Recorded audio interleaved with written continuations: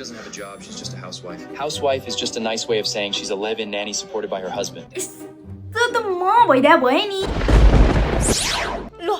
साच्चीकै टेलिपोर्ट भयो क्या हो सबलाई बौकोबै देखाइदिने हो पख ए मैले किड्ने दिने इस तेरो त्यो छुचुन्द्रीलाई मैले केही पनि गरेको छैन सीसीटीभी फुटेज हेर्दा हुन्छ देखाइदिउँ हेलो मलाई 10 वटा सेक्युरिटी गार्ड चाहियो मलाई नि तसँग बिहे गर्न छैन जा जा जा जा जा मलाई थाहा थियो त्यो फेक डीएनए रिपोर्ट लिएर आउँछस् भनेर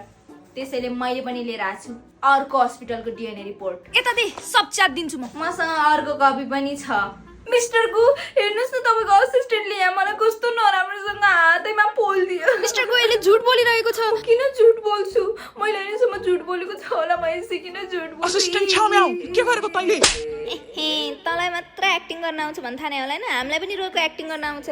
डिभोर्सको धम्की दिँदै रहेछ मै गर्दिन्छु डिभोर्स यही ल ल खै कहाँ साइन गर्ने नपढिकन कन्ट्र्याक्ट साइन गरौँला भन् थाहा नै होला इस तेरो प्लानिङ र प्लटिङ अझ ठुल्ठुलो सरले भन्न सब खिचेर राख्दिने हो 100 चोटी मिस्टेक गर्छ भनेर पुरेर बस्दिन म एउटा मिस्टेक एन्ड गेम ओभर हो भाइ एक्चुअली म मिस्टर ली जो यो टाउनको सबसे धनी बिलिनियर हो नि उसको एक मात्र छोरी हो बुझिस बर्थ सर्टिफिकेट लिएर आछु मैले बर्थ सर्टिफिकेट फेक हो त्यो फेक मलाई थाहा थियो तैँले यो फेक भन्छस् भनेर त्यही भएर मैले गभर्नमेन्टको मान्छे धरि लिएर त्यो पनि फेक हो मलाई थाहा थियो तैँले यो सब फेक हो भन्छस् भनेर त्यही भएर मैले प्राइम मिनिस्टर बोलाएको छु